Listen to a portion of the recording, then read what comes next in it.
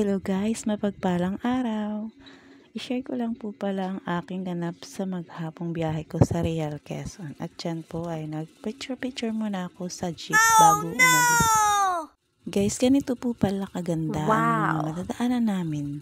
Kabundukan, sariwang hangin, at malilibang ka talaga. Marirelax ka sa ganitong lugar na madadaanan. Sobrang napakaganda.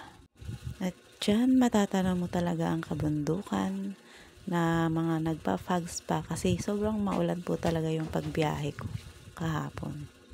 Ganito po talaga sa amin, kabundukan ng madadaanan. Kaya talagang galing po talaga ako sa kabundukan.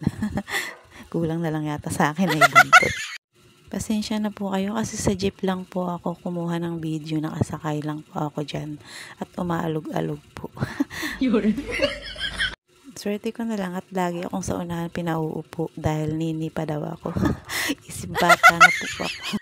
At pagdating ko nga po pala sa Real, Quezon, tiningnan ko po muna ang dagat. Napakaganda po.